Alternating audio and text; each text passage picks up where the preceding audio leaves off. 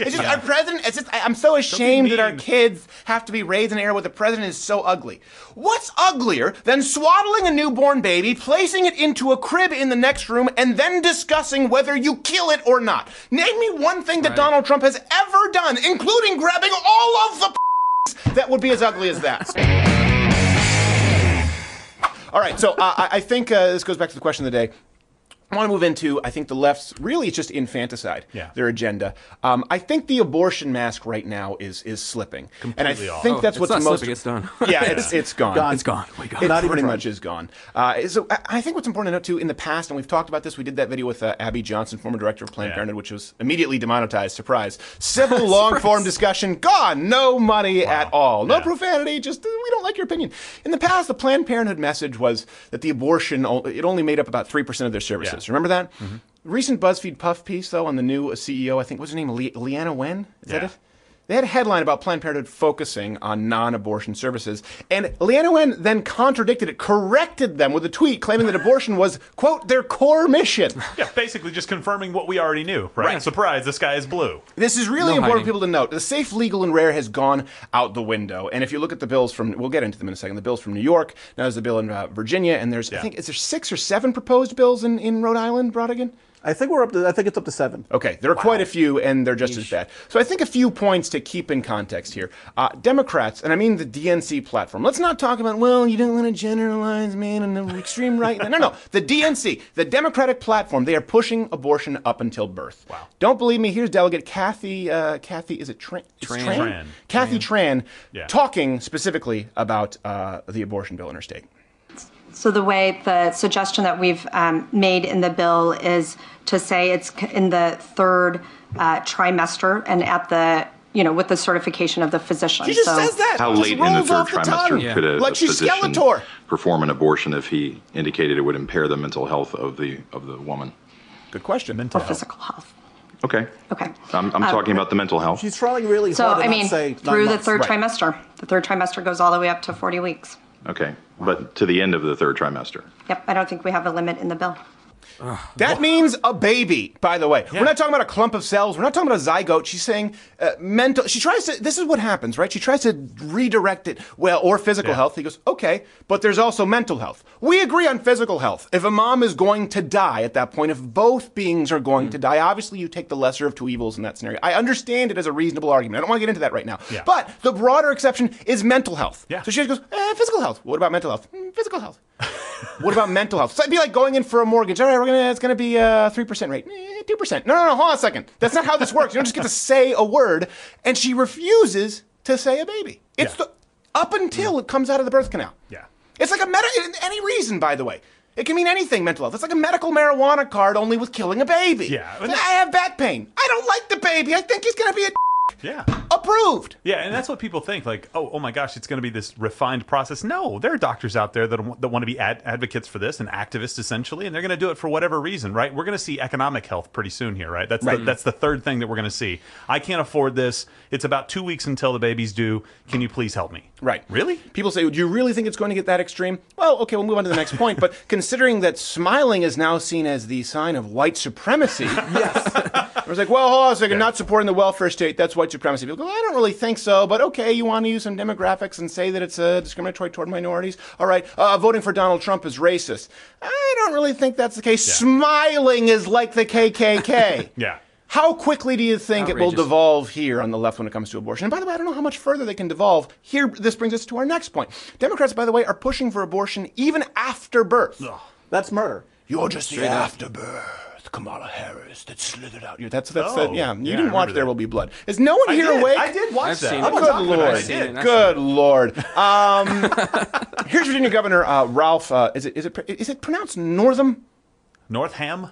No, it's not Northam. Anyways, basically endorsing infanticide. Thank God we videotape radio interviews now. Let's play this. When we talk about 3rd trimester abortions, these are done with the consent of obviously the mother, with the consent of the physicians, more than one physician, by the way.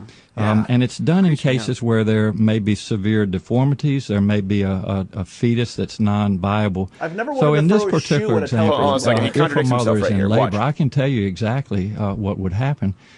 the infant would be delivered. The infant would be kept comfortable. The infant would be resuscitated if that's what the mother and the family desired. And then a discussion would ensue between the physicians and the mother. So I think this was really blown out of proportion. It was. Hold on a second. Wow. What happened to non-viable? Yeah. He literally says non-viable in the first half and says, by the way, then we might resuscitate the baby, feed it, give it a feeding, make sure that it's alive, and then leave it to die as we have a discussion. What kind of a discussion? It's like, okay, listen, you have a baby right now who's been swaddled in blankets. It's in the next room. We'd like to see what kind of options you'd like to discuss, including our tiny casket special for only $5.99. Is that on the table? Jeez. You only have half an hour to act, though. It really is remarkable. Road trips to the Northern Fair must have been really interesting. Kids, if you don't shut up, a discussion will ensue. Yeah. All right? Listen, I'm going to turn this car around and have a discussion with you. Even the Addams family would look at this and say, "Cara mia, that's f***ed up. That's how bad this is." I mean, if there's the slightest silver lining in people saying that we should literally kill people, if this wakes people up, will they pay more attention to issues? Because I've noticed a lot of apolitical friends in New York are expressing their disgust of the New York bill. Yeah. I'm going to go on a limb that there are voters in Virginia who consider themselves to be pro-life but voted for the governor just because Orange Man bad. Sure.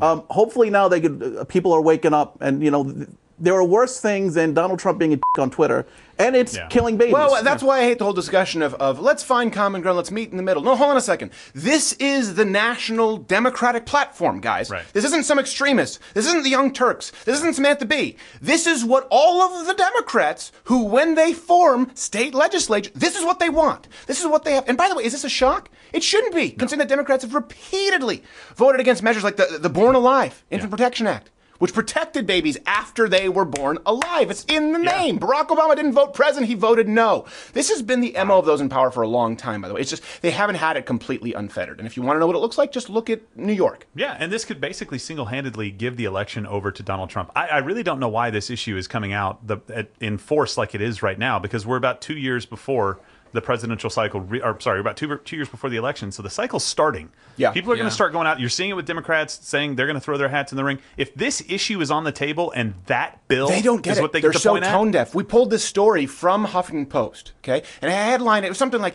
Tucker Carlson gets burned in his own show. And he asked this liberal guest, he says, okay, you saw this from Northam right here. Yeah. What do you think about this? I think you want to take us back to overturning Roe v. Wade. He goes, no, I don't want to do that. But can we not throw out talking points? Can you please talk about this, which was on tape today? I want to talk about how you have no say what women do with their bodies. Huffington Post watched this exact same video, and they see it as a win. Yeah. They put that one up on the scoreboard for themselves. Speaking of wins, by the way, hit the notification bell if you're subscribed, because apparently it doesn't mean a whole lot on YouTube, and it might get lost in the subscription box. Join Mug Club, $99 annually, $69 for students, veterans, active military. LiveWithCrowder.com/Mug Club. You get the full daily show, and it's what supports the content. Also, iTunes, if you're listening to the audio version. Here's what's also really important to note, that abortion up until birth, it's not a far left position. I cannot reiterate that enough. This guy, he's not Cortez. Right. He's seen as a centrist. Okay, the Virginia bill was defeated, but New York just passed. The bill was passed. Yeah. And now I think Rhode Island, I think someone can correct me here, it's either 7 or 6 bills proposed in Rhode Island. This is important to note. This is mainstream leftism. So when people say, there's such a stark contrast between all of these Democratic candidates and Donald Trump, sure, yeah, I'm okay with that. Right. You all want to kill babies up to 40 weeks and after 40 weeks. Good. There's enough of a contrast for me. And this is the thing for me right now. This is where you draw the line. I know yesterday we were talking a little bit about finding some common ground, educating people. This is not that issue necessarily. No, when you start to say that you're okay with third trimester, you go out of your way to make it physical health instead of mental health, this gigantic loophole that people are going to run through. You have absolutely revealed what your strategy is. And one thing that you don't want to do, people dislike Donald Trump, but they are so pro-life that they will get out and vote for him even if they weren't. Here's what's really important. The left is lying in order to try and get this legislation passed. They say, well, most Americans are pro-choice. Okay, we're using the term pro-choice. But the American public are overwhelmingly against abortion up until birth. It's opposed by 80% or so. Most Americans don't support third trimester abortions. The Democratic platform does. Yeah. This is something that's crazy to me. The press makes such a big deal out of Trump insulting people about being, it's being rude or ugly. Donald Trump, it's just our president, I'm so ashamed that our kids have to be raised in an era where the president is so ugly. What's uglier than swaddling a newborn baby, placing it into a crib in the next room, and then discussing whether you kill it or not? Name me one thing that Donald Trump has ever done, including grabbing all of the that would be as ugly as that. Stormy Daniels. That's fair. Okay, that's fine, fair. fine. I stand corrected. And here, they claim, too, the advocates, this is something that's really important. It's just inaccurate. This is one of those issues where the further we advance scientifically, the less ground they have to stand on. They make this claim that third trimester abortion is only necessary in some rare circumstances when the baby's going to die anyway. No, that's not what's actually happening. The Guttmacher Institute, which, by the way, pro-choice, pro-abortion organization, says that the data shows, quote, most women seeking later-term abortions are not doing so for reasons of fetal anomaly or life endangerment. Wow. That's right there. And then I thought we had medical procedures for this if the baby's life was in danger, if mom's life was in danger and going to term with this. Right. I thought we had C-sections. Yeah. I thought that was part of the issue, saying, hey, this is dangerous, let's do this. By the way, do you know there's story after story after story right now in the media that people who are alive 20 years later are saying, the doctor told my mom I was not viable. Right. And I made it out fine. She's fine. This isn't exact science for these guys. There's a huge lane to drive. I just want an abortion. It's also geographically dependent. Oh, wait, hold on a second. A baby in the hills of Virginia, not Virginia, but West Virginia. Let's go with West Virginia. A baby in the hills of Kentucky. Yeah. Right? Baby, is that life worth less than the baby in a hospital in Lenox Hill? In the Upper East Side, simply because they have access to better medical equipment? Viability is not a consistent argument. And this is what's crazy. Where are we supposed to find common ground here? This is what's crazy. There's no common ground left. Well, let's find common ground on Plan B. Okay, let's do it. Now, how about second trimester? What we're supposed to find now up until birth. If it's born, can we kill it? Remember, common ground, and they want to call you an extremist prick. Safe, legal, and rare was supposed to be the common ground for a long time. Rape, incest, health of the mother. That was supposed to be common ground. I just said health. Like Trigger Mike. The health of the mother. Not mental health. And this is what's so funny to me, they said this of Christians for a long time, right? They used to say, they're single-issue voters. They're morons. They're single-issue voters. Yeah.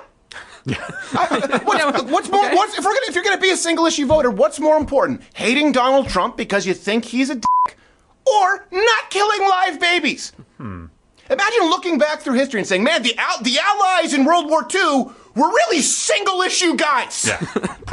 Abraham Lincoln was a single issue dick. Here's the thing. Yes, I understand, obviously, the economy matters. If you're looking at an election, trade, whatever. But if there are still people who are being enslaved against their will, then that is the only issue. It's just like if you cover somebody's mouth and pinch their nose, then all of a sudden you call them an oxygen extremist. Well, it's because that's the most pressing issue. Their only issue that matters at that point is oxygen. Yeah. Right? And all the single issue voting was justified. We knew it. It was never going to stop at Hobby Lobby providing, what was it? They provided 16 out of the 20 or 21 forms of birth control. And they were saying, no, hold on a second, they have to be mandated to provide all 21 forms of birth control. That was never going to be the end point. The end point was never going to be the Plan B pill. Their plan was always to push it this far. And by the way, how is this not straight up evil, purposefully evil? I think that people can be used as tools of evil. I've talked about Barack Obama with this. I don't think Barack Obama proactively went out and said, I'm going to subvert the cause of good, that I'm an evil person, but I think he was used as a tool for evil, certainly if you look at his voting record, specifically on this issue. But with this, it's not someone who's being used as a tool without knowing it. They are proactively killing babies. They are walking into the room knowing fully well, their mission is to kill a baby. That's it. They don't care. And this is what's so funny to me. We could say like, this is, at one point we said there's the path to euthanasia, right, of children. This slippery slope is an argument. There is no more slope. Yeah, there is no more path. We're done. We're at the end of the path. That's it. Here, I'm going to make a bold statement here. What Hitler did is no more evil than this. He just did it more times. Or are you saying that, yes, I believe that aborting a baby at 40 weeks, at 25, at 30, at 35 weeks, certainly after it's born, I believe that is every bit as evil as what Hitler did. Yeah. You think that's an extreme example to make a point? It's two of the biggest states in the Union. Are you okay with this? You're okay with babies being born alive, dying? Because that's where we are now.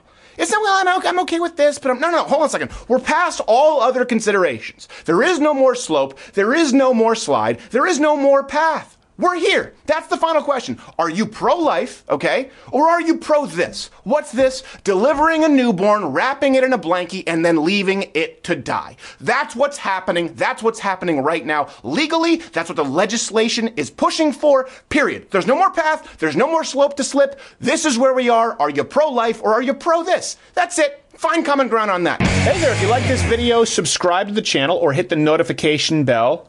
Do it. Oh, wait a second. Do you hear that little ding? It actually didn't make a ding sound. I just did it. It happened while my mouth was doing it, and you thought it was coming from your computer. So that's fun. Also, there's some videos playing in these boxes next to me. Go watch those. You might enjoy them. You might not. I don't care. The truth is that it's hard to bring that baby to term, to deliver it, to take care of it, to figure out what mommy and daddy need to do, how to make a living, how to take care of this life, or it's hard, even finding the right adoption program, bringing that baby to term, and then watching them carry it away to another family who will love and care for it because you couldn't. I get it. That's really hard. The truth is hard sometimes. My club's for closers. And I wanted to go back to something where we're talking about abortion laws in the country, and I know that there's some tweets out there, and a lot of people, I guess, are more easily shocked than myself responding to these stories. You know, oh my God, how could you do that to a baby? How can someone go so far? I hear that a lot. For many, it boggles the mind. Doesn't boggle mine. And as much as it pains me to say it, I would say it's actually entirely expected for two reasons. One, the same reason, I talk about this a lot in the show, the truth, and most people's aversion to it. And two, the easy way out. And the two, by the way, in most cases are one and the same. I often talk about the truth in the show and how simple in theory life would be if you're seeking it. And I know that I'm going to get some edgy, smart-ass atheist commenting here saying, well, how can you seek the truth and you believe in the flying spaghetti monster, huh? Okay, well, here's a brain twister. Not all societies have considered truth a virtue, and certainly not more valuable than successful outcomes. So where does the morality of truth-seeking come from? There's a brain twister. Same thing with mercy and compassion. Those are almost exclusively found with modern Christendom. They were seen as weaknesses. So truth-seeking is not innate. As a matter of fact, often, and I would say more often than not, it's the polar opposite of human nature. Now, keep in mind, I'm not talking about a truth or your truth here. I'm talking about the truth. People will often do whatever they can to avoid it at all costs, like an ant with a magnifying glass, effectively for the same reason. Because here's an irony. And this is something a lot of people aren't going to like to hear, but I'm going to tie this back to the abortion thing in a little bit. An irony is that when it comes to the truth, we've been lied to. We've been told that the truth will set you free. Guess what? Nope. Sometimes the truth comes with shackles. Sometimes the truth comes with punishment. Sometimes the truth sucks. The truth will set you free. Okay, Your Honor, I confess. Guilty. Life without parole. What happened? Sometimes the truth is hard, but that doesn't change the fact that it's the right thing to do. And that brings me to point number two, the easy way out. I've talked about this before. You can go through the archives. There is almost always an easy way out in life, or at least an easier way out. Okay? And I'm not talking about, by the way, the most efficient path possible. Sometimes the hard road is just wasted energy. I understand that. Don't get this part twisted, okay? What I am talking about in life is when faced with an uncomfortable truth, isn't it interesting how life always offers you an open door next to it? Almost invariably, an easier door. Think about it. I want you to take some time here and think about every single decision that you've made in your life where you had to stand up or walk in truth. Tell me there wasn't an easier way. Tell me there wasn't an opt-out. That's why people kill 40-week-old babies. That's how entire state legislatures smile upon the murder of 25, 30, 40-week-old babies. The problem didn't start with 40-week-old babies. It started with Plan B. It started with the early term abortions. It started with absolving oneself of responsibility and turning one's back on the truth. Okay, so look, you screwed up, you were irresponsible, you lacked self-control, and now you've brought a life into this world. The truth is, you have no right to end that life. Let me give you a little bit more leeway. Okay, let's say you were responsible every single step of the way. You used protection, okay? Little tadpole got through for some reason. Here you are. The truth is that is still a life, an entirely separate genetic code that cannot speak for itself, and you still have no right to decide whether it lives or dies. The truth is that it's hard to bring that baby to term, to deliver it, to take care of it, to figure out what mommy and daddy need to do, how to make a living, how to take care of this life, or it's hard even finding the right adoption program, bringing that baby to term, and then watching them carry it away to another family who will love and care for it because you couldn't. I get it. That's really hard. The truth is hard sometimes. Or, you could just take a pill. Or you could just put your feet in those stirrups. You could grease the palms of a doctor and be done with it in an afternoon. Now, let me clarify here. Am I saying that women out there who get abortions are taking the easy way out? You're damn right I am. Absolutely. Just like I think fathers who shirk their responsibility are taking a coward's back door. Okay? I'm not absolving anyone here. But the truth is hard. And there's always an easy way out. And that's why I hate bumper sticker slogans and false platitudes. You really do hear me try to avoid these on this show because we use these so often to lie to ourselves, to hide the gritty truth, and to polish a lie. Right? Failure is not an option. My friend Chael has talked about this. That's a lie. It's always an option. It's often the easiest and most readily available option. You just don't want to admit the truth that you might fail. We hear this other one all the time. I think we did it in the parody of Any Given Sunday with Al Pacino. In a fight, it's the guy who's willing to die who's going to win that fight. It's the guy who's willing to die. He's the one who's going to taste victory. That's a lie. In a fight, it's the person who's best prepared, who's trained with the most discipline, and is the most capable who will win. Do you know what we call untrained men who go into fights or battles willing to die? Dead. That's the truth. But it's a lot easier to accept a bumper sticker slogan that's motivating than it is the truth. Here's the thing. While the truth may not immediately set you free in the short term, that's a cold, hard truth a lot of people don't want to acknowledge. While the truth may burn, sting, or scar, it is ultimately the only path you can walk long term to live your life as freely as humanly possible. And again, before we go here, I want you to think of every difficult decision in your life you've ever made, standing up for the truth. Okay? I really want you to picture it in your mind's eye here, okay? Remember the easy way out? Do you remember the other options available at that time? Got it? Did you look back? Now look ahead. Where do you see the truth? Where do you see the easy way out? Because if you pick the wrong path now, there are only going to be more and more paths splitting, getting easier and easier, leading you away from the path of truth and into the permanent shackles created by the lies of the world. That's how you kill a 40-week-old baby. You're pro-choice? Okay. Are you paying attention?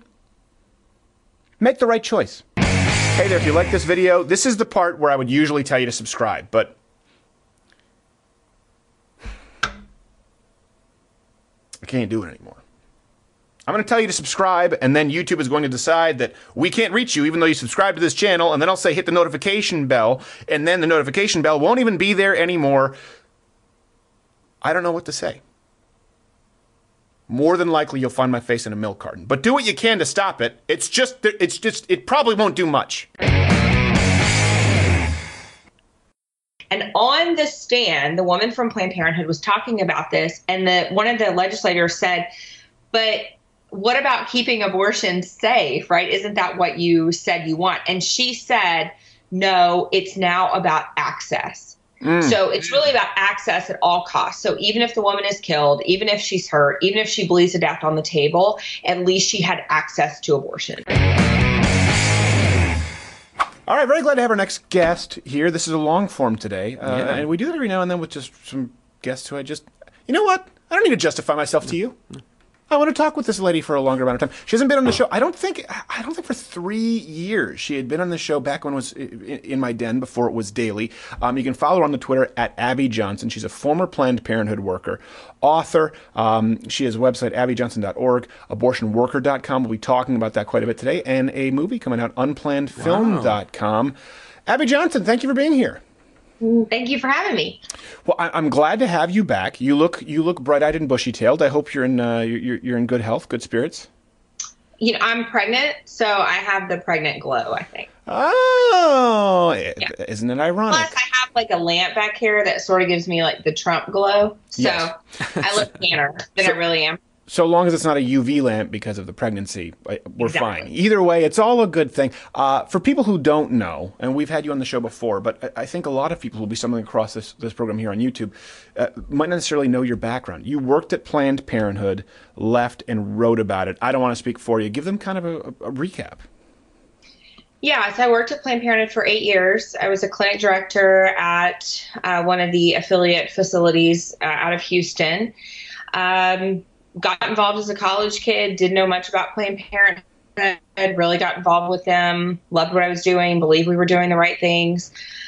In 2009, we were building, it's now in operation, the largest abortion facility in the Western Hemisphere. We were building an abortion facility that would abort babies through 24 weeks pregnancy for any reason.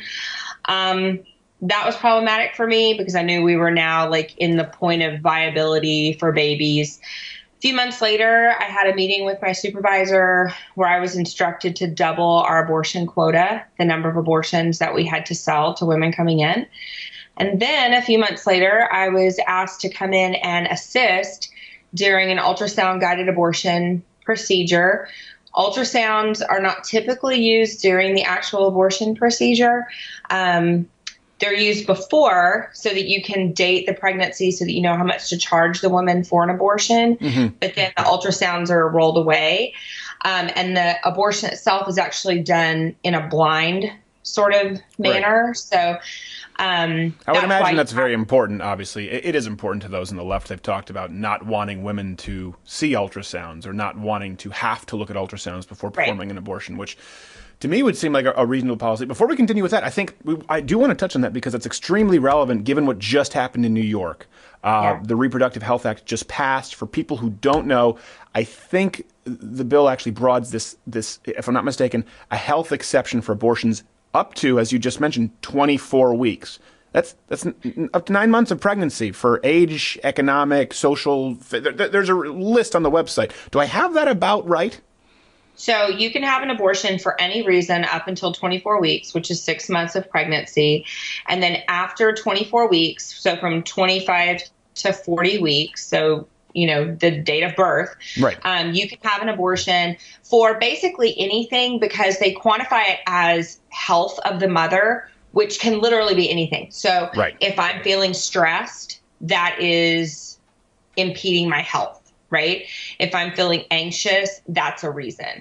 If my boyfriend ran out on me, certainly that's causing me emotional distress. So that's a reason. So you can now kill a baby through the date of birth in the state of New York. Right. So abortions up to 24 weeks with broad health exceptions up to birth. It's like a medical marijuana card, except killing babies. They're like, well, I got back pain. Give me pot. Yeah. It's like, I got back pain. Kill the baby. Pretty much. Yeah. Exactly. And, there are already some states that have this exception. One of the things that makes New York a little bit different, so Colorado allows, no surprise, but Colorado allows abortion up until the date of birth as well. One of the differences, though, with the New York law is that now it's expanded so that it doesn't have to be physicians actually performing the abortion, which is similar to what we saw in California. So in California, nurses can now perform abortions on women. It's now the same in New York. So we don't even have physicians performing these abortions on women who go in anymore. That seems to be moving away from safe, legal, and rare, right? They said if you don't have this legal and available to everyone, we'll be doing back alley abortions with coat hangers. And now they're saying, well, it's legal, but nurse practitioner is good enough. So we saw that in California specifically. So a few years ago when that bill passed, through the legislature, Planned Parenthood had actually done a pilot study with nurses performing abortions. And what they had found, no surprise, and this is not to diss on nurses because I love, love, love nurses, but they are not as skilled in performing surgical procedures, right? They're not trained to perform surgeries when they're going through school.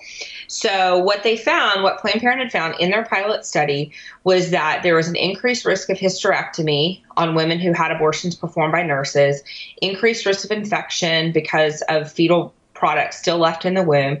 There were all of these complications, increased risk of uterine perforation. And on the stand, the woman from Planned Parenthood was talking about this, and one of the legislators said, but what about keeping abortions safe, right? Isn't that what you said you want? And she said, no, it's now about access. So it's really about access at all costs. So even if the woman is killed, even if she's hurt, even if she bleeds to death on the table, at least she had access to abortion. Right, and I understand that you're not dissing on nurses, but I will for a couple of minutes here. I just had a nurse hook up an IV and miss the vein the first time, and then the second time missed it to the point where I had to be holding it, and the doctor came in, redid it. I had to be holding this thing at the right angle for about an hour, and my arms, it was swollen like the head of the guy from the Goonies for about half a day when I had to sit there in Nevada. So yeah, I don't. When I'm at a restaurant and they say, "Hi, this is my shadow or apprentice, a server," they're like, "Do you mind if she or he takes your orders today?" I say, "I do. Send them away. I want the best server humanly possible right now because I don't want you to risk bringing my sidecar out with too much Cointreau." That's how strict I am. When it would come to abortion, it seems as though, to me, if we're talking about safe, legal, and rare, if we're talking about wanting to increase, I hate to use the word quality or safety or health standards of abortion, that this would fly in the face of what so-called feminists have fought for years. For sure. And we actually, through my ministry, it's really not part of our mission, but we say our mission is mission drift. We started looking at inspection reports from abortion facilities. So inspection reports that come from the state. We took all of them together. We got them through FOIAs in each state. We put them all together on a website. People can go. It's called checkmyclinic.org. And you can see Planned Parenthood clinics, individual clinics. They're not sterilizing instruments that are being used woman to woman. Some of these clinics are why not, though? Why not? I mean, I sterilize a needle if I have a hangnail. Why don't they? It seems that would be pretty easy. There's no time. So many abortions? They can't sterilize the equipment? Yeah, well, it takes about 45 minutes for a full autoclave cycle to run. Okay. So most clinics have about 20 packs of instruments, and a lot of clinics are performing 50, 60, 70 abortions a day. So you don't have time to continue to run the packs. So some of the clinics are washing the instruments in Dawn dish soap and saying that that's sanitary enough to put inside another woman. There was a clinic that had rat holes where they could see rats coming in and out of the building. And this is where the abortions were actually taking place. Why isn't this secular feminist movement up in arms saying this is bad for women? It doesn't make any sense. Okay, a couple things. Did you just say Dawn? Because if I'm not mistaken, I've seen commercials saying gentle enough to use on this duck, a victim of the BP oil spill. I want some kind of solvent that would strip the varnish off a Foot Locker when it comes to performing abortions. Second, I have to argue on behalf, I guess, of leftists who wouldn't be here, who say you're taking extreme examples to make a point. This is not common. Would there be some validity to that claim from them? It's so common. And if they go to the website, you can look. Almost every single abortion facility has these types of egregious violations on their inspection reports. And I mean, we didn't make it up. It's from the state reports. People can see the official state report right there. It's crazy. It's crazy what they're getting away with. Like, if a hospital was doing this, they would be shut down. Are there lower standards of care for abortion clinics and hospitals? I guess that's the laser question there. Are there lower standards of care and health and how sanitary these conditions can be when compared to a hospital? Yes, absolutely. That's deeply concerning. And it would be deeply concerning to someone who is pro-abortion. They kind of like I bring it back to the people who talked about legalizing pot, in California. Now a lot of them still want to buy their pot illegally because turns out taxes are expensive. Like, but but now you know there are no contaminants. You know where it's grown and you know the concentration. Like, yeah, but it's like 3 times the price. And so I'm going to go buy something called OG Dream from a guy named Lil Cuz. Let me ask you this. I know that guy. I know. His stuff is actually, it may not be FDA approved. Well, they're not FDA approved. It may not be state approved. But he knows what he's doing. I will say that. Hydroponic, that guy knows what he's doing. He has a greenhouse in his walk-in closet. Let me ask you this. Planned Parenthood, okay? Because I want to get into your ministry, your outreach that you do right now. And I also want to get into your experience with having been both to the Women's March and speaking at the March for Life, which was at the center of quite a bit of controversy recently. My wife works at a crisis pregnancy center. And, of course, options counseling, they help women with how to take care of the baby, prenatal vitamins, if they want to give the child up for adoption, if they are going to be a single mother, nannying care. Let me ask you this. Did Planned Parenthood, because we're told they offer a whole lot more than abortion, I think that's something that is often missed by people who haven't gone through the process or people who don't work specifically in the abortion or unplanned, planned pregnancy arena. Were there options counseling offered at Planned Parenthood? Is that a part of their business plan there? No, not at all. When I was trained to be a counselor at Planned Parenthood and counsel women who were coming in to have abortions, I was told not to introduce other options to them because women who come into Planned Parenthood know that they want an abortion.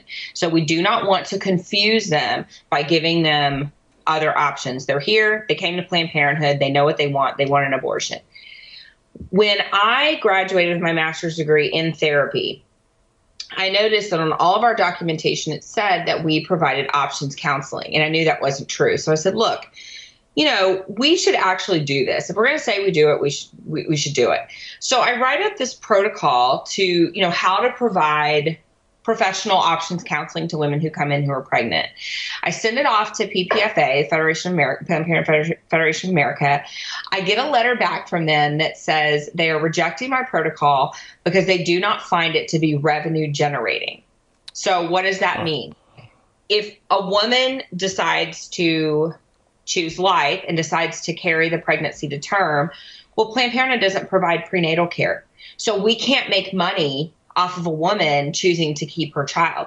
If a woman places her child for adoption, we don't get any adoption kickback for that. So to give her options counseling, if she chooses another option outside of abortion, that's not revenue generating for Planned Parenthood. But such a small percentage of the revenue generated at Planned Parenthood is from abortions, I'm told. Abby, you have the floor. But we see in their annual report about 50% of their revenue generated comes from abortion procedures. About 50% comes from government money, comes from our tax dollars. Mm-hmm.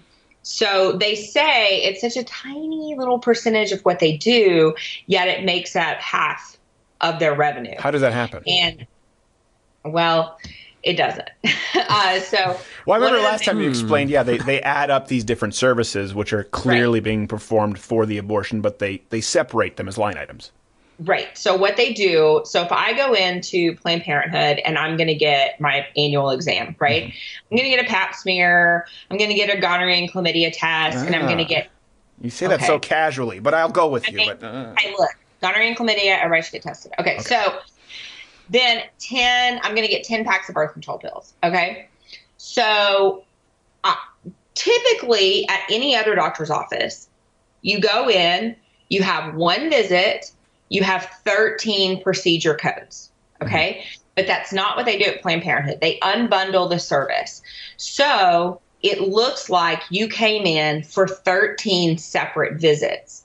Then they do the opposite for abortion. So all of the things that you have during an abortion procedure, blood pressure, vital signs, RH testing, pregnancy testing, all of those, they do what they should be doing and they bundle them all together and take all of those services for one visit. So we'll never actually know the real numbers that Planned Parenthood has. They have them, but we'll never know them because they will never give out the number of unduplicated clients that they see every year. If they did, we would see that probably about 50% of the services that they provide are actually they're actually abortion services. And why won't they give out that list? What's their justification? They just really need people to believe that they are all about family planning. However, we might be seeing a change because their new president, Dr. Leanna Wen, comes out recently on Twitter and says, hey, stop making it sound like we're all about family planning. Our core mission at Planned Parenthood is to actually increase abortion. So we might be seeing a change with this new president. Maybe one day we will. get the real numbers. I went to the Women's March Women's Convention in Detroit 2 years ago. And I just wanted to sit in on the sessions and listen. And it was interesting because we, of course, sat in on the Planned Parenthood. Did you say track. Women's March, Women's Convention in Detroit? Yes. I would rather arrive at the gates of heaven and St. Peter send me straight to hell for eternity than attend that in that godforsaken city. But continue with that story. God love you for doing it so that I don't have to. So we just wanted to see, like, of course, we sit in on the Planned Parenthood track, which makes them very uncomfortable because they know who I am. And so we're sitting in there, and it was so funny because the audience, you know, they're talking and they're taking questions from the audience, and the audience is like, they're all people that work at Planned Parenthood. So they're all standing up saying, can we please stop saying that only 3% of our services are abortion? We all know that's a lie, and that's only creating additional abortion stigma. If abortion's not wrong, why do we keep saying it's only 3% as if it's a bad thing if it was 100%? Right. And I was like, yes, that's exactly right. So at one point in time, they had these questions and answers. So I decided I need to go up and ask a question. I'm surprised they don't just have your picture, your portrait on a wall there. So the fact that you got up to the microphone is impressive. So I want to hear what's next. I'm at the edge of my seat. Yeah, so they were trying to cut me off. They were trying to end the session before I could say something. But I'm like, excuse me. You know? So I start talking, and one of the girls that worked there at an abortion clinic had said, you know, I cry with my patients. I know how difficult this is for them. She admitted to having like 6 abortions and all this. And so I get up to the mic and I'm like, listen, I said, I'm a woman who has had 2 abortions. And I said, and even though I'm regretful of those decisions now, I was not regretful at the time. And I said, so aren't you just escalating abortion stigma by saying you're crying with your patients? Why are you crying? Mm-hmm. It's not a baby. So what are you crying about? Like, what's the deal? And they were all just like, we should probably wrap up now. But the audience, who didn't know who I was like, answer the question. Answer the question. But they were answering the question because they wanted to see you get ragdolled. They were thinking they would answer like, no, you're right, we should stop crying. And then you're going, well, hold on a second. This is obviously a logical inconsistency. So I don't know did they kick you out? So sort of. So once it got around in their little page that I was there, these clinic escorts that I think were women, maybe. Okay. They came in. Because men can get abortions too. I want to ask you about that next, how the culture has changed. But yes. Sure. So these people came and sought me out at the conference, and they start like getting in my face, and they're like, we know who you are. You're not welcome here, blah, blah, blah. And so honestly, like, I'm not a small gal or anything, but these people were like 3 times my size. Yeah, and men. So I was like, yeah, basically. So I was like, I should probably leave. So it was at the end of the day anyway. So we'd made it like through the whole day. But once they started, but what was interesting was that once it started going around on their app that I was there, a lot of people that were there were like, why is it a problem that she's here? So what? She's pro-life. Like, she's a woman. She probably cares about some of these other issues. Right. Why are y'all giving her a hard time? So it was really sort of like a clash, even among the people who were there. Well, I'm glad that you made it through most of the day. That being said, I hope they didn't boot you too close to the end of the day, because when the sun goes down in Detroit, you die. Let me ask you. Well, this is something that's interesting to me. We've had. I think the last time you were on the show, a couple of years ago. And certainly when I started doing this show, hosting this program, before it was daily, back when I was in Michigan and it was in my den, safe, legal, and rare was still somewhat the mantra. I remember that's how they kind of tried to refute the idea of Gosnell. Like, this is an extreme example. We need Planned Parenthood so there is no Gosnell situation. We need it so that abortion is not that common, that it is clean, that it is sanitary, that we ensure the safety of our patients. And now we've gone from safe, legal, and rare to shouting your abortion.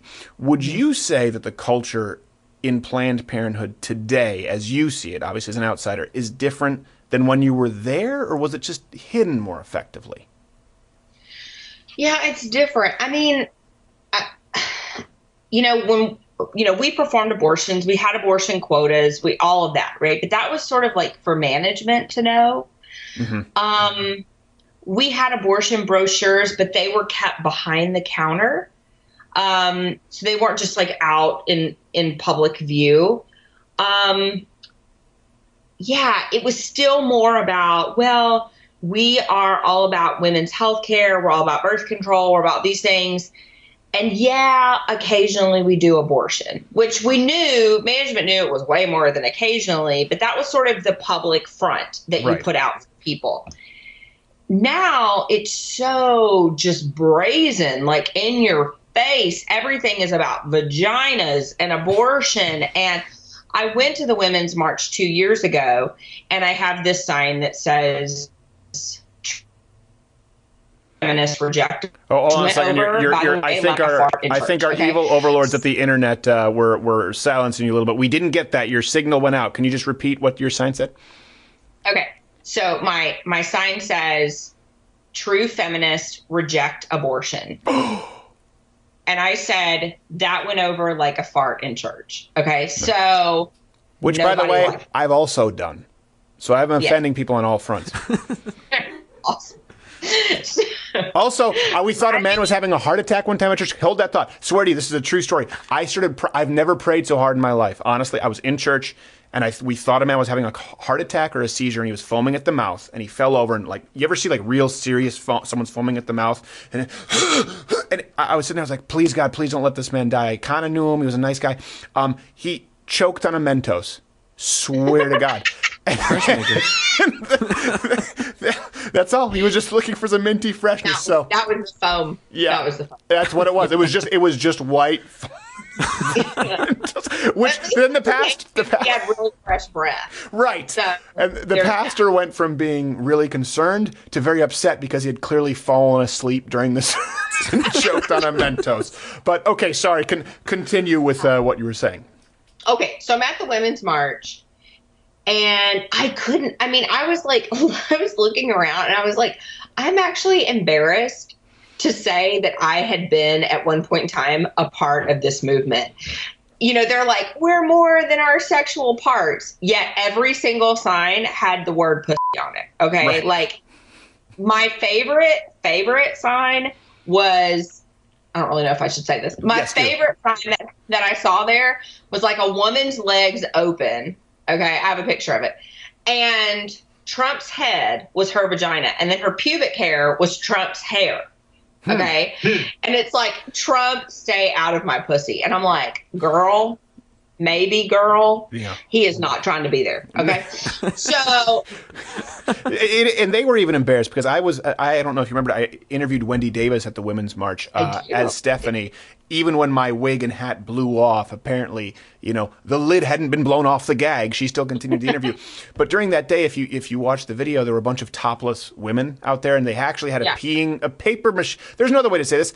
A giant pissing paper mache vagina. That's what they had. I don't know why urinating. I don't even understand what that has to do with reproductive health. But that's what they had. This girl was topless, and because she thought I was transgender, I had to stop because I knew my wife would see this segment. She grabbed my hands at one point and tried to put them on her breast, like, look! And I was like, no, I'll take your word for it.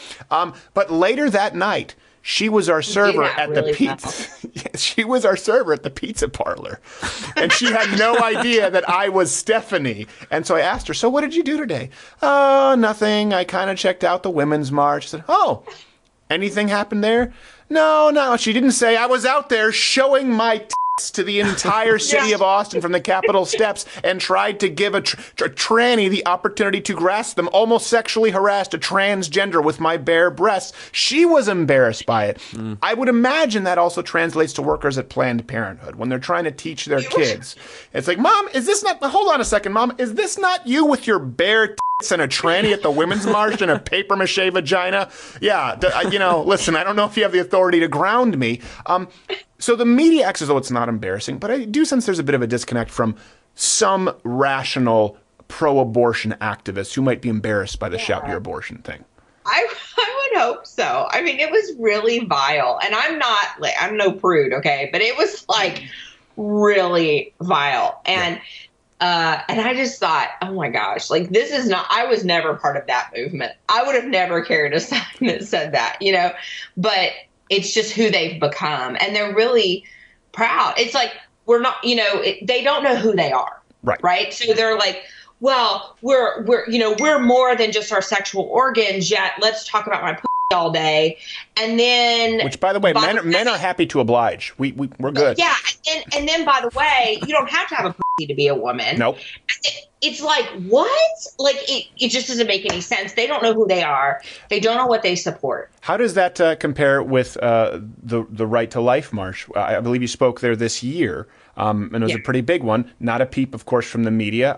How would you contrast the two? You know, strangely enough, no pussy signs. Really? At the March for Life. Yeah, I can believe it. You know, it's just different. The Women's March is fueled by anger and hate. And really, it's not even a women's march. It's an anti-Trump march. I mean, let's just be honest. That's what it's about. That's a good point, yeah. Yeah, and like the pro-life, the March for Life is like, it's just really like joyful. And there's so many young people there. And, you know, occasionally some Native American protesters that nobody knew was there. Right. And but like even the protesters that are there. Because abortion was a very common practice among the Apaches. Sure. So, you know, even the protesters that are there, like the poor women that show up to be there to protest, like they're treated with kindness, really, by the pro-lifers, you know. When I went to the Women's March, I was pregnant with my twins. I was like big, visibly pregnant with my twins. And I'm holding my sign, and these three people come and like barrel me and like knock me over and like assault me in the street because I'm pro-life. And so it's just a very different vibe. It's a very different tone. Right. And people are just generally more joyful. Right. Yeah, I can imagine. I did want to go to the Women's March this year. Speaking of vulgar displays, I like to use the system to subvert the system. A lot of people go, why are you telling dick jokes? Right? Well, the reason is because I know that these people use vulgarity, and we're certainly nowhere near. This is a PG-13 show. But I understand that's a language they speak. And so you use it to subvert it and effectively, hopefully, transmit a message. I wanted to go. We didn't have the time, and I was not in the best of health. I wanted to go to the march this year and have a big papier-mâché vagina like they have. I wanted to have a big display, and I wanted to be dressed as a baby and crown and come out, but then have a doctor chase me with a pair of scissors as a pro-life display. But I didn't have the time to do it, and I think it would have been lost on a lot of people. Speaking of kindness and compassion, I think if people have read your book and people have looked into your work, that it speaks for itself. It's a catalog that speaks for itself. I think something that's missed by a lot of people, and this is your latest outreach, abortionworker.com. A lot of people who work in the abortion industry who want to get out, they also have stories. They also have conflictions that are really hard for them to discuss. What's been your experience with that, and what are you doing with abortionworker.com? Yeah, so, you know, and then there were none, our ministry. We have almost 500 workers who have left now. And this means leaving like Planned Parenthood and places that provide abortions. Yeah, like leaving abortion clinics, yeah. I think what we didn't really expect was just, I mean, such a large percentage of them suffer from PTSD. Mm-hmm. And not like how everybody says they suffer from PTSD, but like legit diagnosable PTSD. Because they see the ultrasounds. They see the ultrasounds, and not only that, but like we've had a lot of workers come to us from late term abortion clinics, mm-hmm. and they're telling us like about babies that are born alive, that are suffocated to death. They're left to die crying on their own, like in a metal pan in the utility closet. Like there's just a lot of, there was one of our workers that came to us who there was a baby born alive at 23 weeks. And they would not allow her.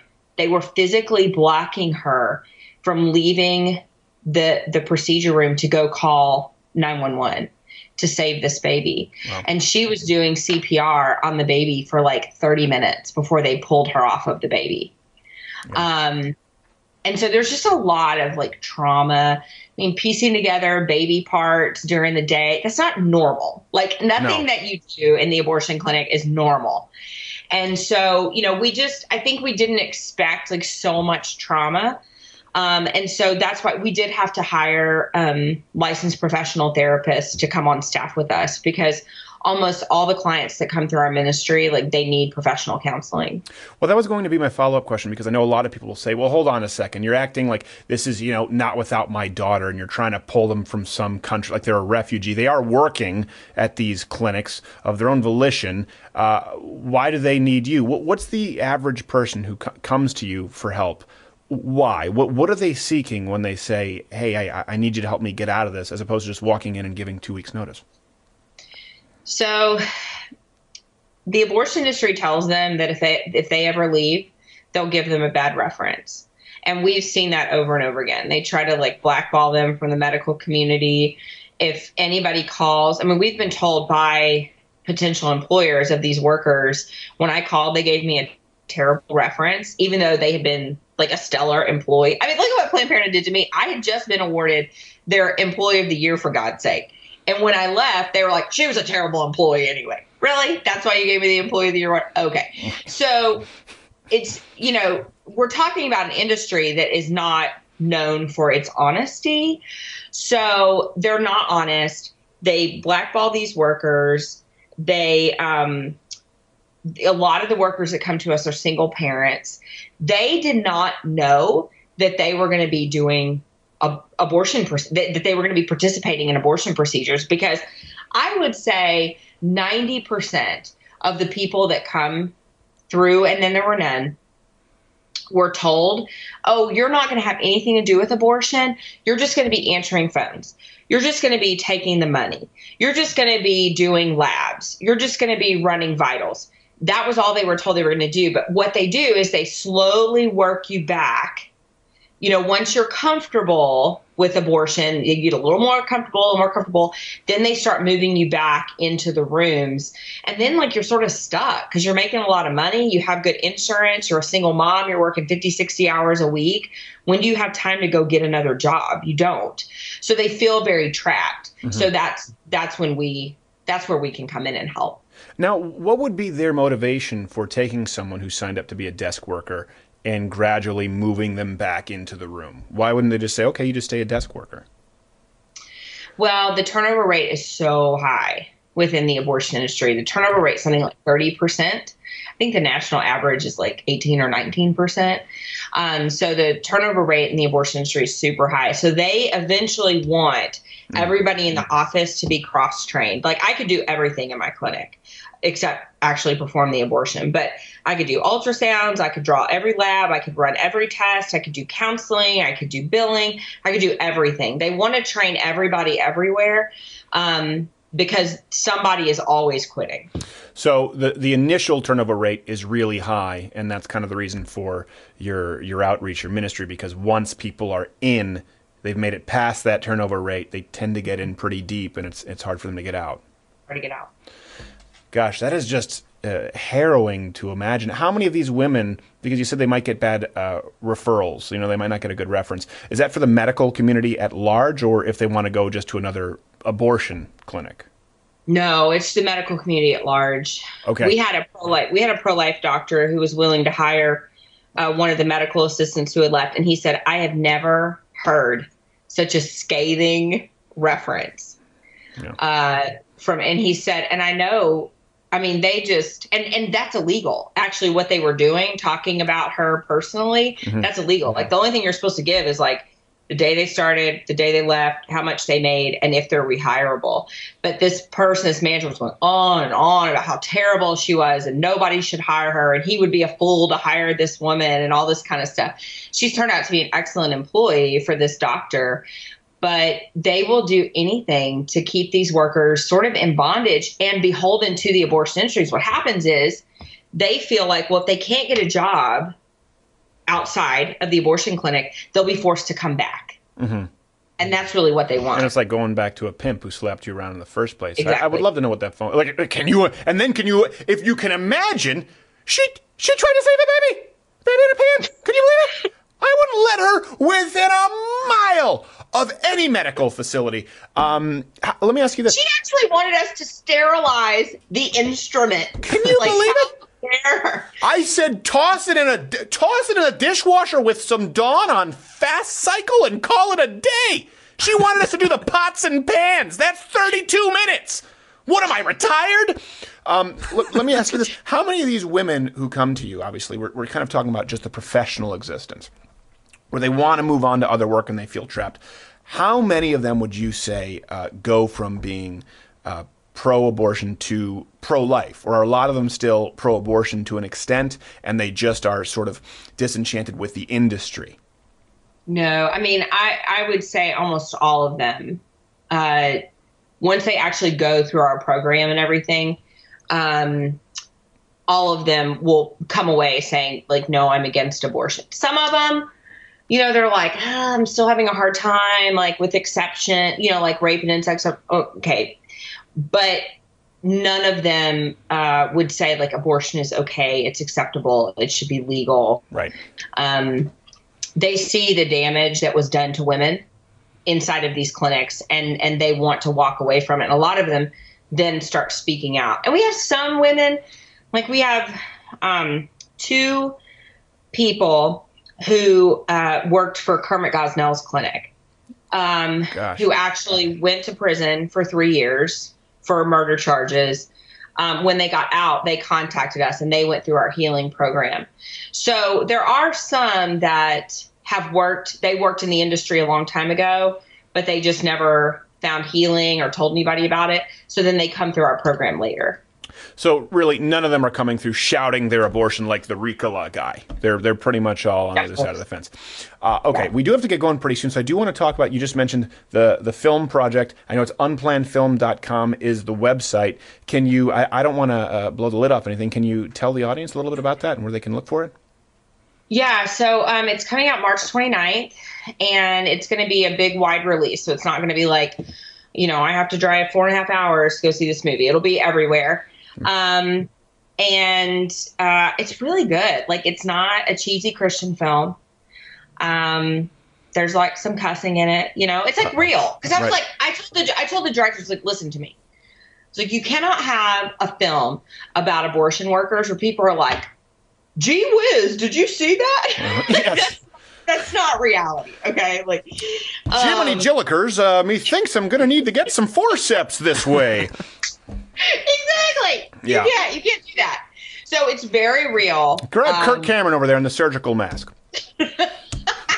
Kirk Cameron is not in it. Nothing wrong with that. I'm just saying he probably wouldn't cuss it. He wouldn't take part in a film that might be so raw. I like Mr. Cameron. No. It's very raw, and